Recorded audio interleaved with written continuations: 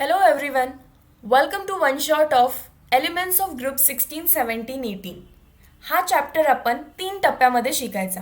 आधी elements of group 16, then group 17, then group 18. पण त्याआधी एक गोष्ट ऐका. स्लाइड्स थ्रू शिकण्याचं एक मेन रिझन आहे की हा चॅप्टर खूप लेंदी आहे. बोर्डवरती मी या सगळ्या गोष्टी लिहायला लागले तर मला 8 तासाचं शूटिंग करावं लागेल and then editing and then तो तुमच्यापर्यंत पोहोचणार. सो PPT थ्रू काम इझी होईल आपलं. सेकंड, मी तुमच्या समोर नाही आहे पण माझा आवाज तुमच्यापर्यंत पोहोचतोय. मी व्यवस्थित लिहिलेल्या स्लाइड्स तुम्हाला दिसतात. सो दोनच गोष्टीवरती कॉन्सन्ट्रेट करायचं आहे, माझा आवाज आणि slides. That's it. Till the end of the chapter तुम्ही या चॅप्टरबद्दल कॉन्फिडंट फील करायला लागाल. ग्रुप 16 मी ज्या पॅटर्नमध्ये शिकवतीये त्याच पॅटर्नमध्ये तुम्हाला ग्रुप 17 अँड ग्रुप 18चा स्टडी करायचा आहे. Let us start today with elements of group 16. Elements of group 16 are also called as chalcogens. Chalcogens म्हणजेच काय? Ore forming elements. तुम्ही ऐकलं असेल ऑक्साईड ओर असतात किंवा सल्फर ओर असतात म्हणू आपण. सल्फाईड किंवा सल्फर ओर असतात. What are ores? तर आपल्याला नॅचरली ॲल्युमिनियम भेटतोय का? मायनिंग केलं आणि ॲल्युमिनियम भेटला असं नाही होत. तर आपल्याला बॉक्साईट भेटतो, aluminium oxide. So aluminium naturally त्याच्या ऑक्साईड स्टेटमध्ये प्रेझेंट आहे. That is ore of aluminium is in the form of oxide. Ore बनवायला मदत होते यांची. ऑक्सिजन आहे ना, 16 ग्रुपचा एलिमेंट आहे. 16 ग्रुपचे एलिमेंट्स हे ओरमध्ये सापडतात म्हणून त्यांना ओर फॉर्मिंग एलिमेंट्स म्हणतात. नॅचरली ऑकरिंग सबस्टन्स की ज्याच्यामधून आपल्याला आपला मेटल भेटतो त्याला ओर असं म्हणतात. नॅचरली ऑकरिंग सबस्टन्स की ज्याच्यातून आपल्याला आपला मेटल भेटतो त्यालाच ओर म्हणतात. अँड ओर हे ऑक्साईडचे असतात, सल्फाईडचे असतात. Hence group elements are called as ore forming elements, nothing but chalcogen. Start कसा करायचा? ग्रुप 16च्या एलिमेंट्सना पाठ करून. कोण असतं ग्रुप 16मध्ये? ओ सलमान सही है तेरी पोज. लिहिलंय मी इथं वाक्य. ओ सलमान सही है तेरी pose. Oxygen, sulphur, selenium, tellurium, polonium. Okay. त्याच्यानंतर पहिल्यांदा तर त्याचा ॲटॉमिक नंबर पाठ करून घ्या. ऑक्सिजन सगळ्यात सिम्पल आहे, तुम्हाला माहिती आहे त्याचा ॲटॉमिक नंबर 8 आहे. त्यानंतर परत त्याच्यामध्ये +8 करा, तुम्हाला सल्फरचा भेटून जाईल 16. परत त्याच्यामध्ये 18 ॲड करा, तुम्हाला आन्सर भेटेल 34. परत तुम्ही त्याच्यामध्ये 18 ॲड करा, आन्सर भेटेल 52. And then add lastly 34. So 32 you will get the answer 84. So 8 add केलं की नंतर 18, नंतर 18, नंतर 32. ही ट्रेंड फक्त लक्षात ठेवा. ग्रुपमधले सगळे ॲटॉमिक नंबर तुम्ही काढू शकता. त्यानंतर इलेक्ट्रॉनिक कॉन्फिग्युरेशन. इलेक्ट्रॉनिक कॉन्फिग्युरेशनचा पॅटर्न बघा. ग्रुप 16 येऊ दे, ग्रुप 17 येऊ दे, ग्रुप 18 येऊ दे, आधी स्टँड करणारा इनर्ट गॅस कधीच बदलणार नाही. सगळीकडे हा हिलियम असणार, then neon, then argon, then krypton and then xenon. हे पक्का सगळीकडे असणार आहे. सो मी ते इथे लिहून घेते. Helium, neon, अर्गॉन, krypton, xenon. हे म्हणून का होईना पाठ करायचं आहे. त्याच्यानंतर जो तुमचा ग्रुपचा पहिला एलिमेंट आहे ऑक्सिजन, तो कसा असेल? Always 2s 2p. मग खाली काय लिहिणार तुम्ही? 3s 3p. त्याच्या खाली 4s 4p. त्याच्या खाली 5s 5p. त्याच्या खाली 6s 6p. तुम्हाला माहिती आहे डी कुठून स्टार्ट होतो? कधी 2D एक्झिस्ट करतो का? नाही. 3D पासून डी ऑर्बिटल स्टार्ट होतात. मग 3D लिहायचं असतं. कुठे लिहिणार? फर्स्टमध्ये नो, सेकंडमध्ये नो, तिसऱ्यामधून 3D चालू करायचा. इथे येणार 3D म्हणून इथे आला 4D आणि इथे आला 5D. आता डी संपले. डी नंतर कोणाची बाजू असते? बारी असते एफची. एफ कुठे एक्झिस्ट करतो? 4F पासून एक्झिस्ट करतो आणि तो फक्त लास्टमध्ये तुम्हाला एंटर करायचा आहे 4F. बाकी तर तुम्हाला माहिती आहे. जनरल इलेक्ट्रॉनिक कॉन्फिग्युरेशन, जर 8 इलेक्ट्रॉन असतील तर हिलियममध्ये 2 इलेक्ट्रॉन असतात है ना. हिलियमचा ॲटॉमिक नंबर 2, तर बाकी सगळे लिहून घ्या. तिथं 2 झाले, इथं 3 4 5 6 7 8. सो 2 4 ऑलवेज लक्षात ठेवा. आता सगळीकडे खाली 2 4 असणार आहे पूर्ण. 2 4 2 4. डी किती असतात 10, सो डीच्या वर 10 लिहायचे. आणि एफ किती असतात 14, सो 4F14. मी काय सांगायचा प्रयत्न केलाय बघा, तुम्हाला सेम सगळ्या ग्रुपमध्ये करायचं आहे. पहिल्या एलिमेंटला हिलियमने स्टार्ट करायचं, लास्टपर्यंत लिहून घ्यायचं आधी. Helium, neon, अर्गॉन, krypton, xenon, that's it. त्याच्यानंतर स्टार्ट करायचा 2s2p, 3s3p, 4s4p, 5s5p, 6s6p. त्याच्यानंतर डी येतो 3D. कुठे येतो थर्डमध्ये, 1 2 3. इथे लिहायचं 3D, 4D, 5D. आणि लास्टला कोण येतो 4F, फक्त लास्टमध्ये. डी मध्ये 10 इलेक्ट्रॉन्स असतात, एफ मध्ये 14 इलेक्ट्रॉन्स असतात. 4F5 किती असू देत, किती असणार आहेत 14 असणार आहेत. आणि जनरल इलेक्ट्रॉनिक कॉन्फिग्युरेशन काय सांगते ग्रुप 16ची, NS2NP4. सो प्रत्येकाच्या एसच्या वर 2 दिसणार आहे तुम्हाला आणि पीच्या वरती 4 दिसणार आहे. खूप बेसिक थिंग आहे इलेक्ट्रॉनिक कॉन्फिग्युरेशन काढणं, बट या मेथडने तुमची इलेक्ट्रॉनिक कॉन्फिग्युरेशन आता चुकणार नाही.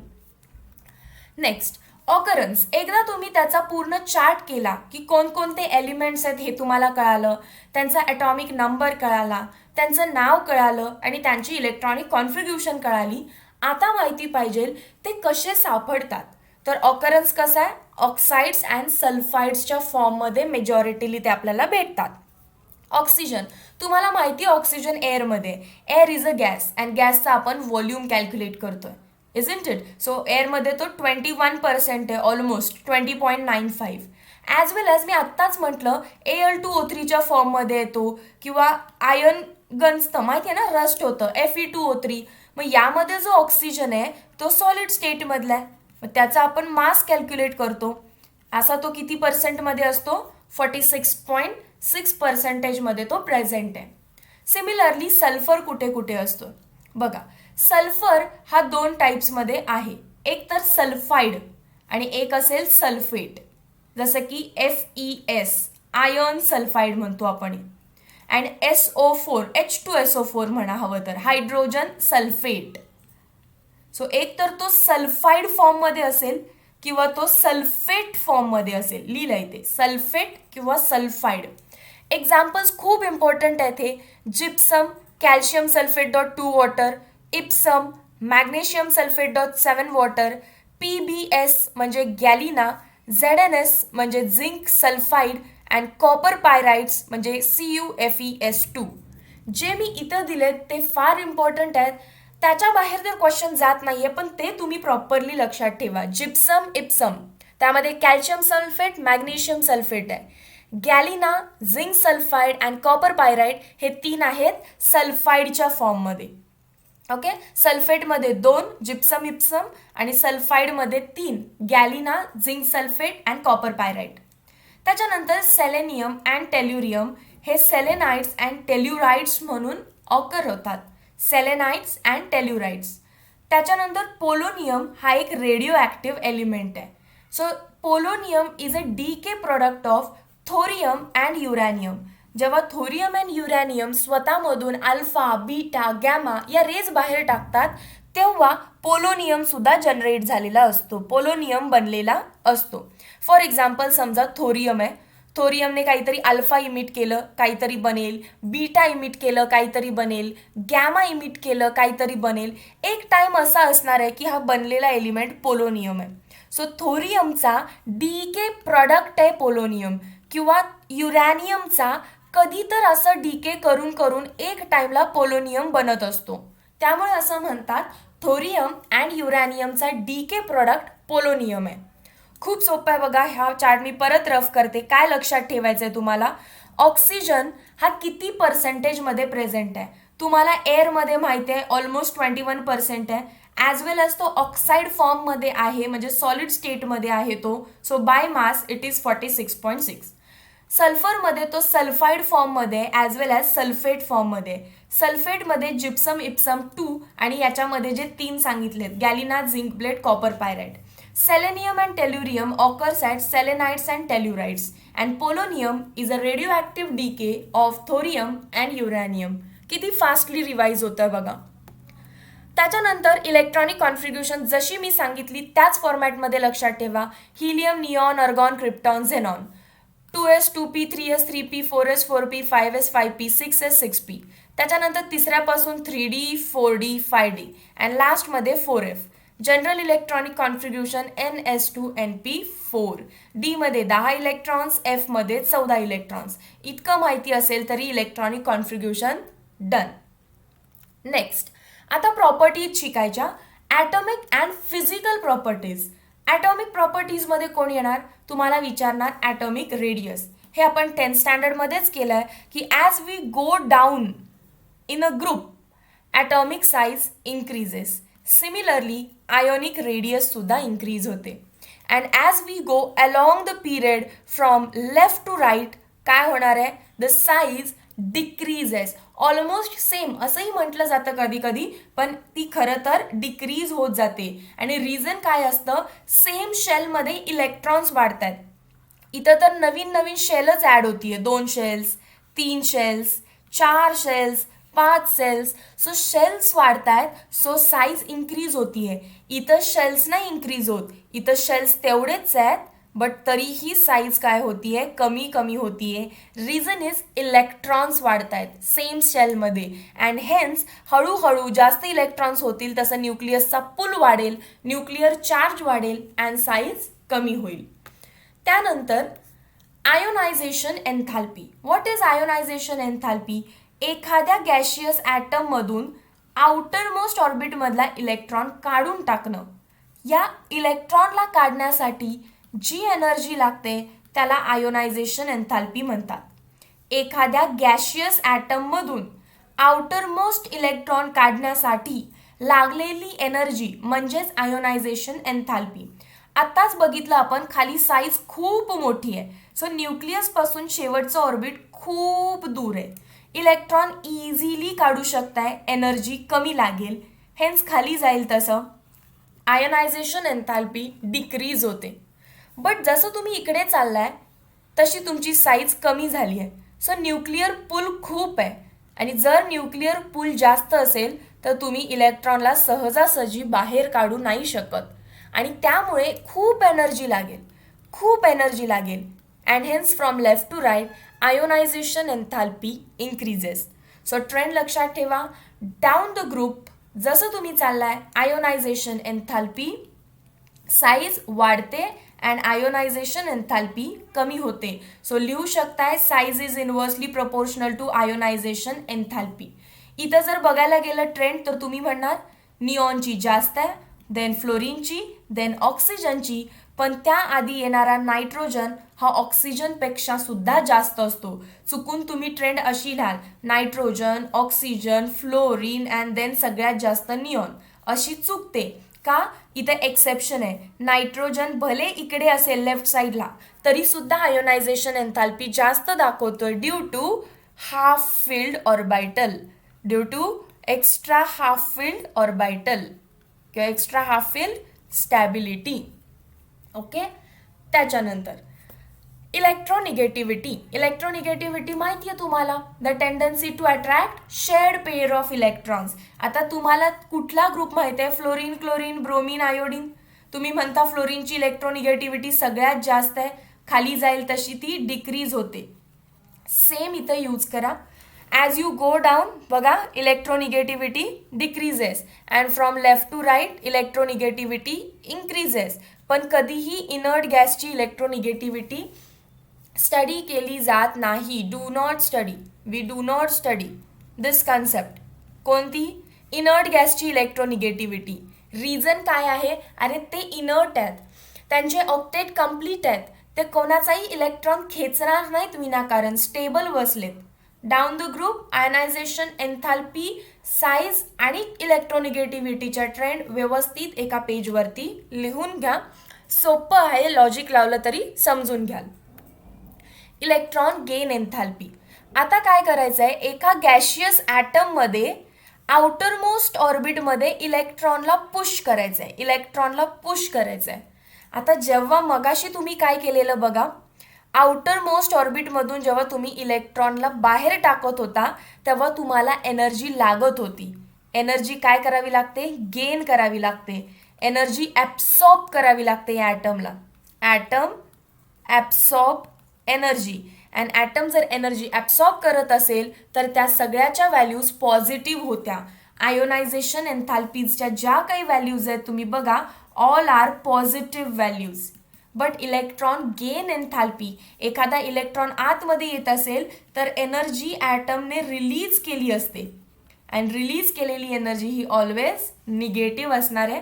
बघा तुम्हाला सगळ्या निगेटिव्ह व्हॅल्यूज दिसत आहेत. त्यामुळे इथे लिहिताना काय लिहायचं की from top to bottom the value becomes less negative. बघा तुम्हाला लक्षात येईल. सेलेनियम किती आहे? -200. हा काय? -195, -190, -174. From top to bottom except oxygen.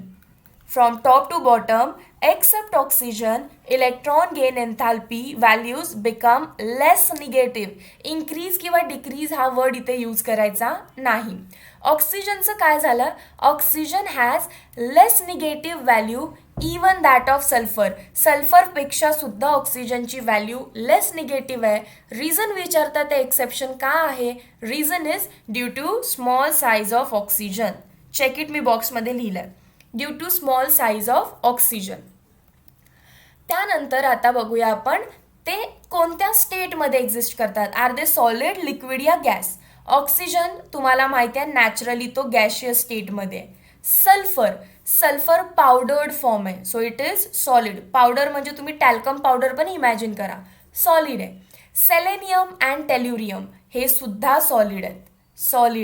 Solid आहे कारण पोलोनियम तर मेटल आहे, मेटल तर सॉलिडच असणार.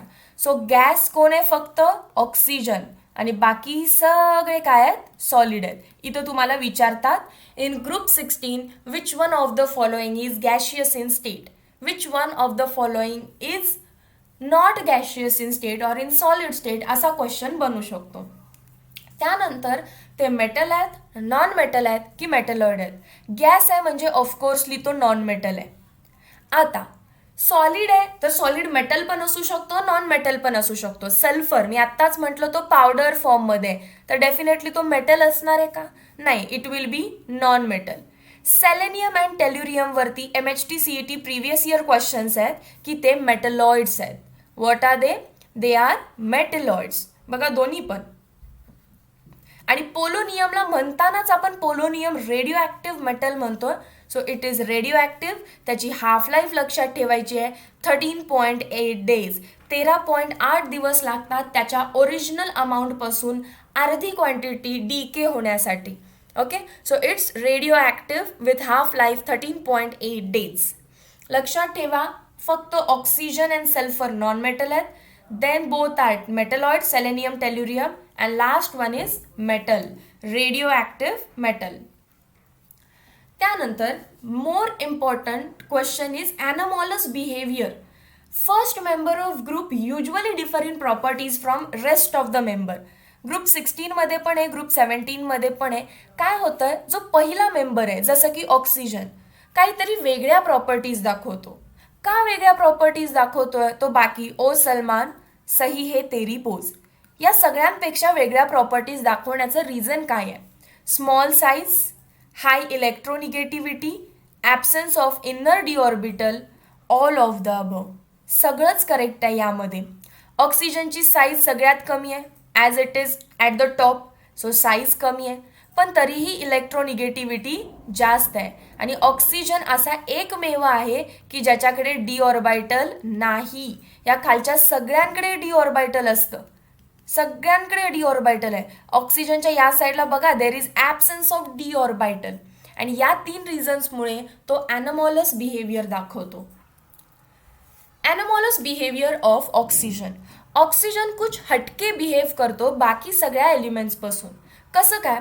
तर ऑक्सिजन एकटाच डायॲटॉमिक आहे, बाकी सगळे ऑक्टा ॲटॉमिक आहे. जसं की sulphur exist as S8. Phosphorus जो दुसऱ्या ग्रुपचा आहे खरं तर इट एक्झिस्ट ॲज P4, पण ऑक्सिजन O2 म्हणून एक्झिस्ट करतो. तर हा एक डायॲटॉमिक आहे आणि एकटाच असं वागतो. हटके behaviour, atomicity, O2 while all other are P4S8. Magnetic property. Oxygen हा पॅरामॅग्नेटिक आहे, बाकी सगळे डायमॅग्नेटिक आहेत. सो मॅग्नेटिक प्रॉपर्टीवरती एक क्वेश्चन बनेल. ऑक्सिडेशन स्टेट हा पॉईंट इन डिटेल बघायचा आहे, बट त्याआधी अजून जस्ट वरच्यावर बघून घेऊ. ऑक्सिडेशन स्टेट नॉर्मल या ग्रुपची असते -2, बट ते कधी कधी +2, +4, +6 या सुद्धा ऑक्सिडेशन स्टेट्स दाखवतात.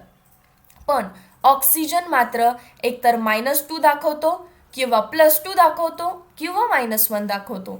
या 3 सोडल्या तर हायर ऑक्सिडेशन स्टेट +4, +6 ऑक्सिजन दाखवू शकत नाही, कारण त्याच्याकडे डी ऑर्बिटल नाही आहे. Nature of hydride. हायड्राइड म्हणजे ओ, सलमान, सही है, तेरी, पोज. हायड्राइड म्हणजे reaction with hydrogen. H2O, H2S, H2Se, H2Te, H2PO हे झाले हायड्राइड्स. त्या हायड्राइड्समध्ये फक्त वॉटरच लिक्विड आहे आणि बाकी सगळे बघितले तर गॅसेस आहेत. हायड्रोजन सल्फाईड गॅस आहे, हा गॅस आहे. सो सगळे जे हायड्राइड्स आहेत ते गॅशियस स्टेटमध्ये आहेत, फक्त ऑक्सिजनचा हायड्राइड लिक्विड स्टेटमध्ये. त्यानंतर कोव्हॅलन्सी. ऑक्सिजन वॉटरमध्ये बघा किती बॉन्ड्स बनवलेत त्यांनी, 2 बॉन्ड्स बनवलेत. सो तो मॅक्सिमम 2च बॉन्ड बनवू शकतो. फार रेअर केसेसमध्ये तो 4 बॉन्ड बनवेल, बट कधीही तो त्याची एक्सीड करत नाही 4 पासून जास्त. रेअर एक्झाम्पल आहे 4चं सुद्धा, बट आफ्टर 4 तो कधीच त्याची व्हॅलन्सी एक्सीड करत नाही, बिकॉज त्याच्याकडे डी ऑर्बिटल नाही आहे. आता नेक्स्ट पॉईंटमध्ये बघा, आपल्या सगळ्या फिजिकल प्रॉपर्टीज संपल्या, आपल्याला केमिकल प्रॉपर्टीज बघायच्या आहेत. Chemical properties of elements of group 16. काय शिकायचं असतं? ऑक्सिडेशन स्टेट, त्यांची हायड्रोजन सोबतची काय रिॲक्शन आहे, त्यांची ऑक्सिजन सोबतची काय रिॲक्शन आहे, हॅलोजन सोबतची काय रिॲक्शन आहे, अँड मेटल सोबतची काय रिॲक्शन आहे. म्हणजे ओ, सलमान, सई ए, तेरी, pose. Oxygen, sulphur, selenium, tellurium, polonium यांची ऑक्सिडेशन स्टेट काय आहे आणि हे hydrogen, oxygen, halogen and metal सोबत कसे रिॲक्ट करतात. पहिलं स्टार्ट करूया oxidation state. General electronic configuration आहे NS2NP4. याचा अर्थ इथं P मध्ये 6 करण्यासाठी तो अजून 2 इलेक्ट्रॉन्स एकतर शेअर करेल किंवा डायरेक्टली काय करेल, एक्सेप्ट करेल. Oxygen atom can take 2 electron, accept म्हणजेच काय, टेक 2 इलेक्ट्रॉन्स या फिर share 2 electrons to complete octet.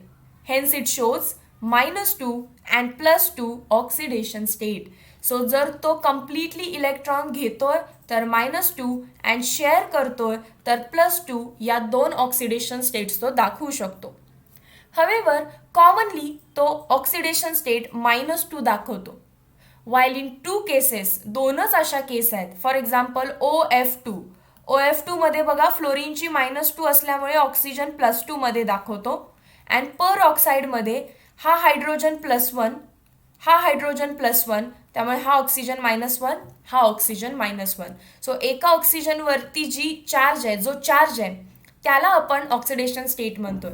इथे एका ऑक्सिजनवरती +2 आहे, हेन्स OF2 मध्ये इट इज +2 अँड पर ऑक्साईडमध्ये इट इज -1.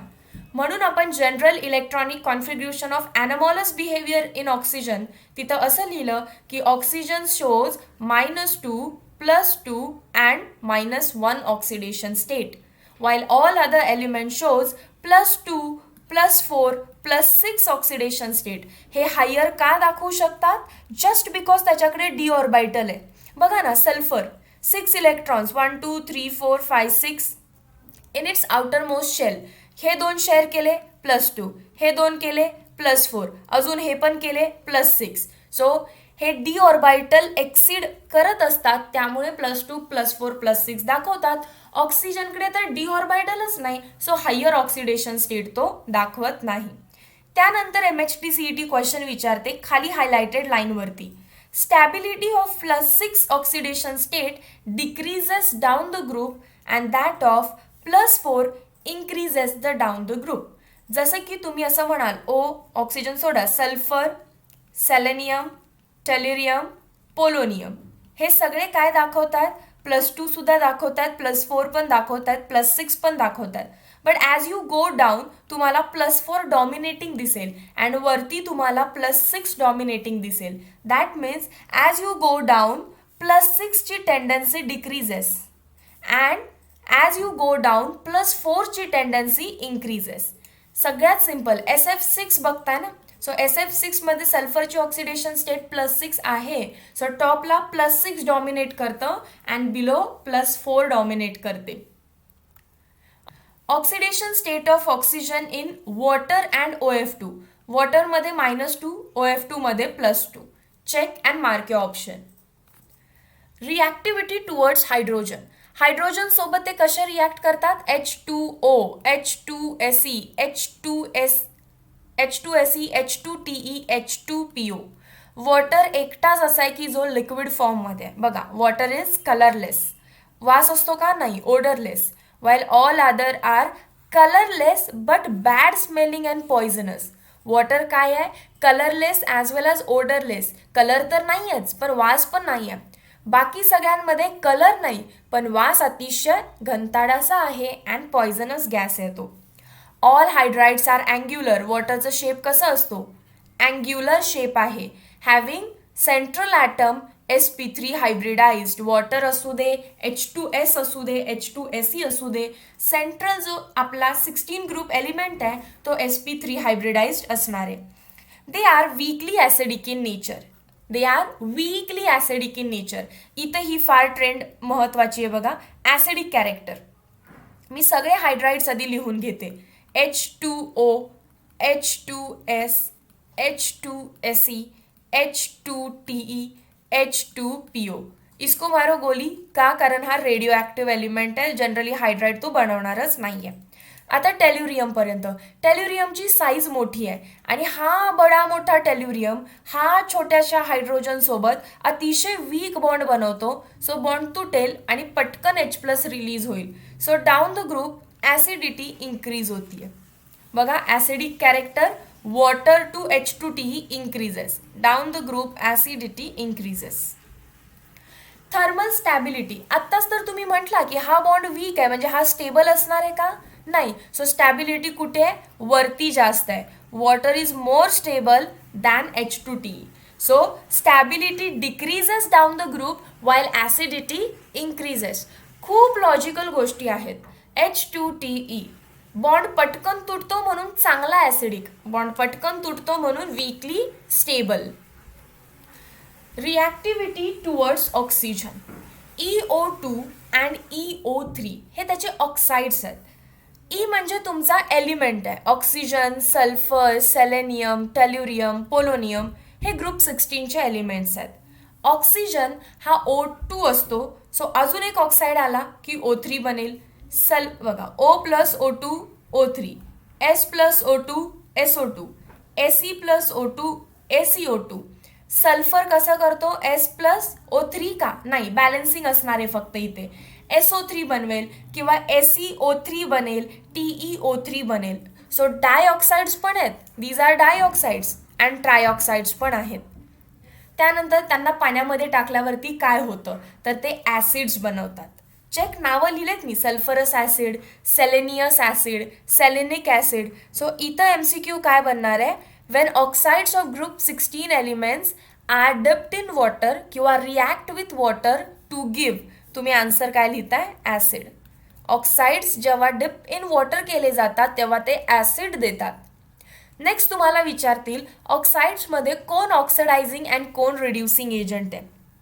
परत बघा, तुम्ही O3, SO2, SeO2, त्याच्यानंतर टेल्युरियम ऑक्साईड या सगळ्यांमध्ये खाली तुम्हाला दिसतंय की इट इज ऑक्सिडायझिंग एजंट. त्यामुळे वरचा काय असणार आहे? Reducing agent. SO2 will be reducing agent. Anomalous बिहेवियरमुळे आपण ओझोनला घेत नाही आणि ओझोन तसंही ॲटमॉस्फिअरच्या वरती आहे ना, वरची लेअर आहे ती, त्यामुळे खाली तर तो नसणारच आहे पक्का. सो सल्फर डायऑक्साईड हा रिड्युसिंग एजंट आहे आणि टेल्युरियम ऑक्साईड हा ऑक्सिडायझिंग एजंट आहे. इथं लॉजिक एकच आहे. TeO2 परत बल्की ॲटम असल्यामुळे पटकन ऑक्सिजन रिलीज करेल and hence oxidizing agent. But वरती काय असणार? सल्फर पटकन ऑक्सिजनला सोडत नाहीये. That means it is a reducing agent. Reactivity towards halogen. सगळे आपले जे ओ सलमान सय्ये तेरी पोजमधले एलिमेंट्स आहेत हे हॅलोजन सोबत रिॲक्ट करतात. एकतर हेक्झाहॅलाइड बनवतील किंवा टेट्राहॅलाइड किंवा डायहॅलाइड.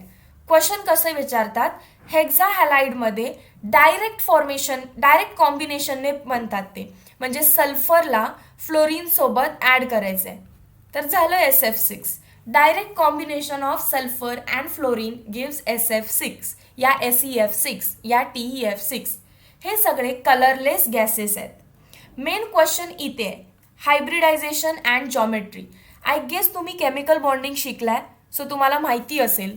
जसं की विचारतील SF6 मध्ये, तर तुम्हाला माहिती पाहिजे सल्फर आउटर मोस्टमध्ये 6 इलेक्ट्रॉन्स असतात आणि 6 बॉन्ड बनवलेत सल्फरने. So 1 bond, 2 bond, 3 bond, 4 bond, 5 bond, 6 bond.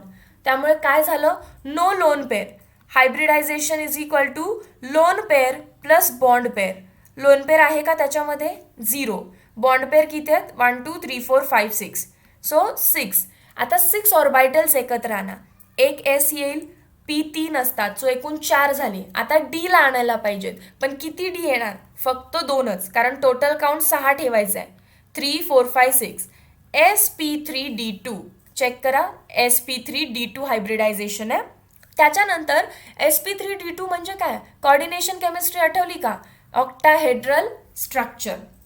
SF6 is exceptionally stable for steric hindrance.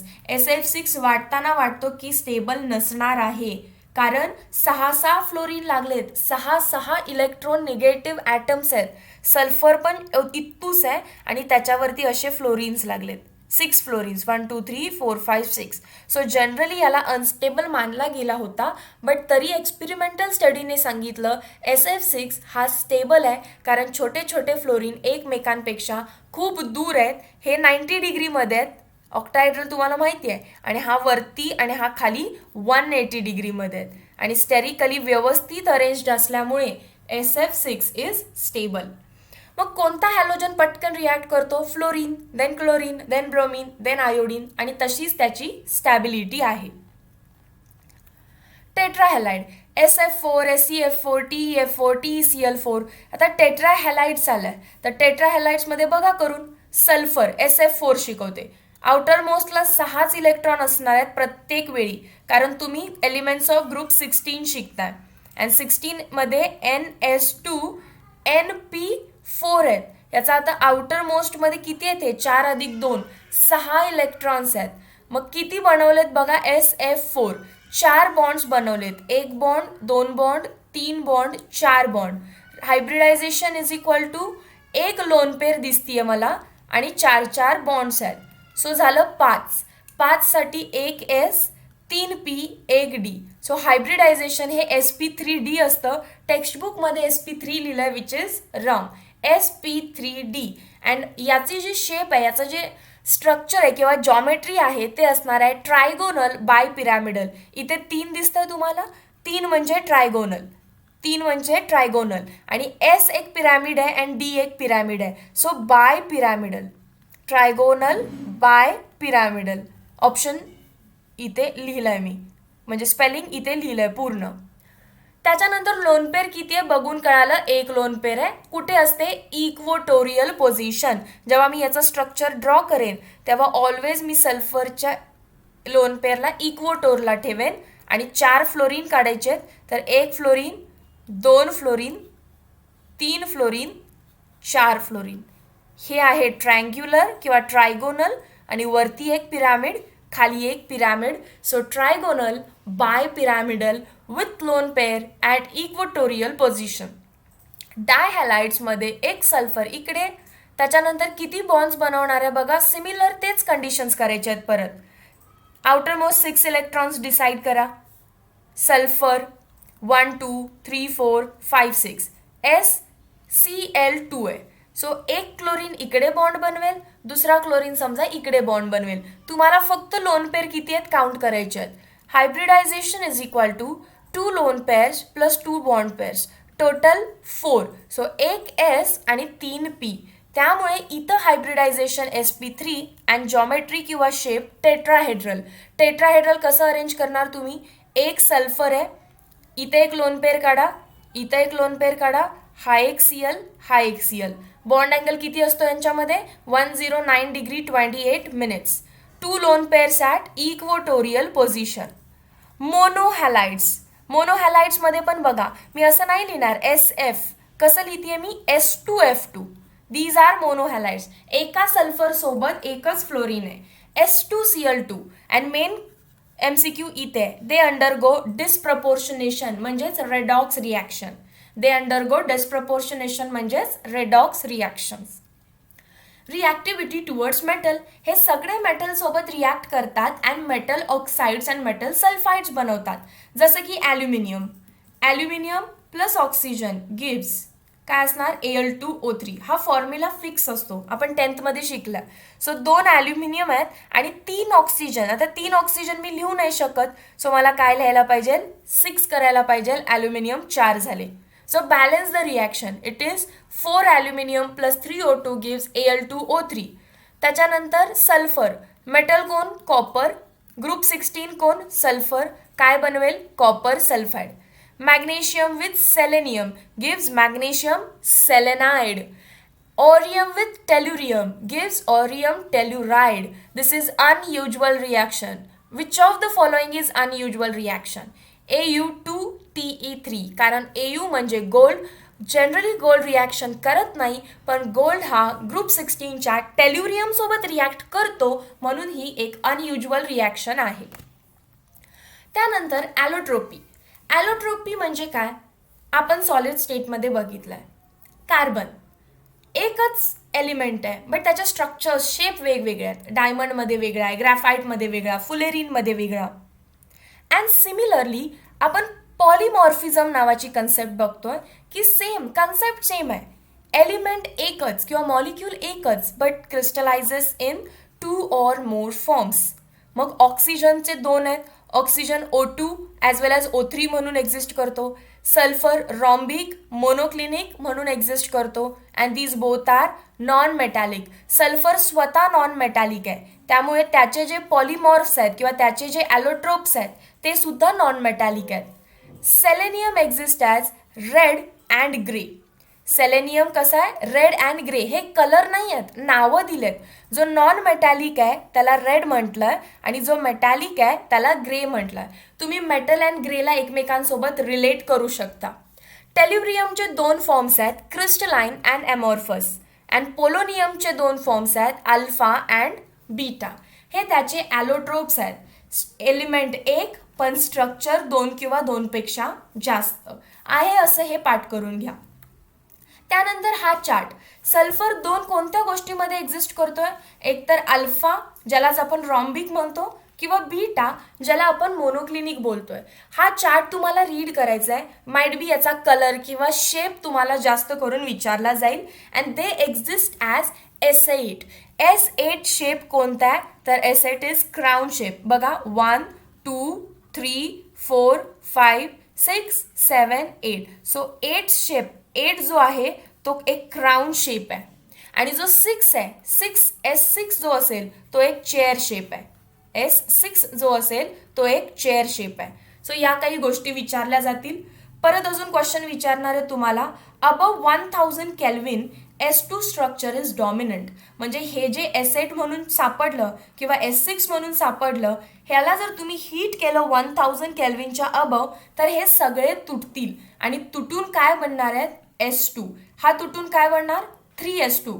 हा तुटून काय बनणार आहे 4S2 किंवा S8 आहे ना, हां, सो S2 बनेल, 4S2 बनेल. And they are paramagnetic. तुम्ही बघितलं जसं ऑक्सिजन होता O2 डायटॉमिक स्टेजमध्ये पॅरामॅग्नेटिक आहे, तसं S2 जेव्हा डिकम्पोज होतो S8 मधून S2 मध्ये किंवा S6 मधून S2 मध्ये, तेव्हा ते सुद्धा पॅरामॅग्नेटिक म्हणून बिहेव करतात. Oxy acids of sulphur last point आहे ग्रुप 16चा. हे 6 ऑक्झा ॲसिड्स आहेत. पहिलं स्ट्रक्चर कसं लक्षात ठेवायचं, 6 आहेत एवढं कन्फर्म करा. These are oxy acids of sulphur. म्हणजे सल्फर, ऑक्झा म्हणजे ऑक्सिजन, ॲसिड म्हणजे हायड्रोजन, तिन्हीचाही एकत्र स्ट्रक्चरमध्ये तुम्हाला दिसणार आहेत. First we are going to learn H2SO4. कुठे आहे बघा H2SO4 स्टार्टिंगलाच लिहिलं आहे. त्याचं स्ट्रक्चर सिम्पल आहे. S double bond O double bond O OH OH. So this is H2SO4. सगळ्यात सिम्पल स्ट्रक्चर. त्यानंतर बघा खाली काय आहे, एक ऑक्सिजन कमी झालाय, H2SO3 झालाय. एक ऑक्सिजन कमी झाला असेल तर तुम्ही कुठला ऑक्सिजन काढणार, जो सिंगल बॉन्डमध्ये येतो की जो डबल बॉन्डमध्ये येतो. तर कधीही सल्फर अँड हायड्रोजन एकमेकाला डायरेक्टली अटॅच होत नाही, त्यामुळे तुम्ही सिंगल बॉन्डवाला ऑक्सिजन हटवूच शकत नाही. काय करायला लागणार आहे, S double bond O, OH OH आणि दुसरी डबल बॉन्ड न काढता लोन पेअर द्यावी लागेल. सिंपल स्ट्रक्चर आहे. मी काय म्हटलं, आधी फक्त तुम्ही H2SO4 लक्षात ठेवा. H2SO4चं एकदा पाठ झालं की S double bond O double bond O OH OH हे स्ट्रक्चर आहे. तर परत त्याच्यातून एक ऑक्सिजन मायनस करायचा, H2SO3 बनतो आणि याचं स्ट्रक्चर काढत असताना फक्त काय करताय तुम्ही, एक डबल बॉन्ड O काढण्याऐवजी तिथं एक लोन पेअर देऊन आपण ठेवतो. त्यानंतर एक ऑक्सिजन ॲड करायचा, स्ट्रक्चर बनतं H2SO5. एक ऑक्सिजन कुठे ॲड करणार आता तुम्ही, तर पर ऑक्साईड बनवत एका साईडला कुठल्याही एक ऑक्सिजन ॲड करा. H2SO4 मध्ये एक ऑक्सिजन ॲड केला, पर ऑक्साईड बनला, एक मायनस केला, लोन पेअर आली, डबल बॉन्ड गेला. बघा H2SO4चं स्ट्रक्चर, सल्फ्युरिक ॲसिड, एक न कमी केलं सो लोन पेअर दाखवा, दिस इज सल्फरस ॲसिड.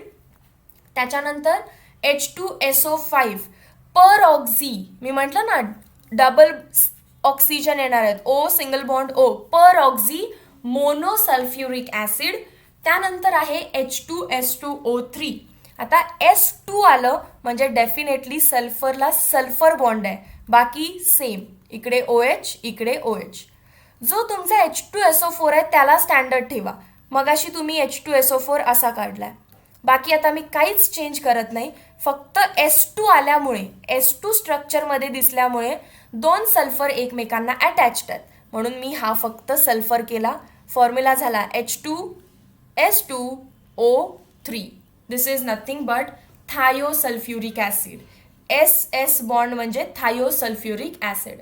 आता H2S2O7 पायरो किंवा डायसल्फ्युरिक ॲसिड.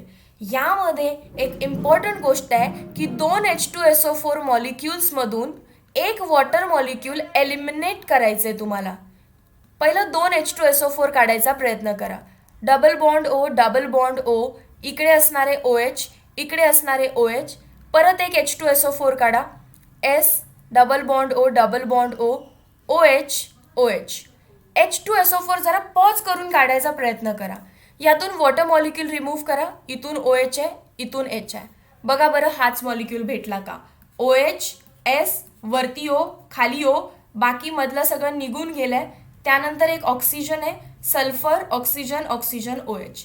सो आजूबाजूला दोन H2SO4 काढा, त्यातून एक वॉटर मॉलिक्यूल रिमूव्ह करा, तुम्हाला H2S2O7 भेटेल. त्यालाच डायसल्फ्युरिक ॲसिड किंवा SOS लिंकेजला पायरो लिंकेज असं म्हणतात, म्हणून पायरोसल्फ्युरिक ॲसिड. इथं जी लिंकेज होती पर ऑक्झी, हां इथे पण आहे बघा, O लिंकेजला पर ऑक्झी म्हणतात, सुद्धा याच्या सुद्धा नावात पर ऑक्झी आहे. हा लास्ट वन आहे H2S2O8. याच्यामध्ये पण तुम्हाला तेच करायचं आहे, दोन सल्फ्युरिक ॲसिड ड्रॉ करा पहिला, किंवा मगाशी आता काढलाच आहे तुम्ही, इथे एक ऑक्सिजन फक्त एक्स्ट्रा ॲड करताय. मागच्या स्ट्रक्चरमध्ये एक ऑक्सिजन फक्त ॲड केला, मी ब्ल्यू कलरने हायलाईट करून दाखवते, दिस वन. बाकी काहीच चेंजेस नाहीत. आता तुम्हाला तो चार्ट कसा लक्षात ठेवायचा एकदा रफमध्ये सांगेन. पहिलं स्ट्रक्चर H2SO4चं पार्ट करायचं, त्याच्यानंतर एक ऑक्सिजन काढला की H2SO3 बनत असतो आणि एक ॲड केला तर H2SO5 बनत असतो. This is sulphuric acid, this is sulphurous acid and this is per oxy. कारण तुम्हाला माहिती आहे आता की H2SO4च्या स्ट्रक्चरमध्ये एक ऑक्सिजन वाढलाय, तर डेफिनेटली इथं OOH आहे and this is per oxy linkage, per oxy sulphuric acid. आता खालचे जेव्हा 3 करताय तेव्हा एक मॉलिक्यूल आहे सिम्पल H2S2O3, त्याला आपण थायो म्हणतो. ह्या स्ट्रक्चरला कसं लक्षात ठेवलंय, H2SO4च्या स्ट्रक्चरमध्ये फक्त वरती काय करतोय आपण, S, फक्त वरती ओच्या ठिकाणी काय लावलं आपण, S. त्यानंतर असतो H2S2O7, 2 H2SO4 मॉलिक्यूलमधून एक वॉटर मॉलिक्यूल रिमूव्ह करायचा, नथिंग बट ओलियम, आणि एक ऑक्सिजन अजून वाढवा. इथं 7 आहे, इथे 8 करा. इथं पण काय असणार आहे, पर ऑक्झी. हे काढता आलं एकदा ओलियम की त्यात एक ऑक्सिजन फक्त मध्ये वाढवायचा. बघा, बोथ स्ट्रक्चर्स आर सेम. इथं एक ऑक्सिजन आहे मध्ये, इथे 2 ऑक्सिजन आहेत. सो हा झाला तुमचा per oxy. And this is end of elements of group 16. Fast सांगायचा प्रयत्न केलाय, पण इझी आहे जर तुम्ही ही सगळी PPT स्वतःहून रीड केली तर. If any doubts, let me know in the level 1, level 2 या फिर टेलीग्राम सेशन.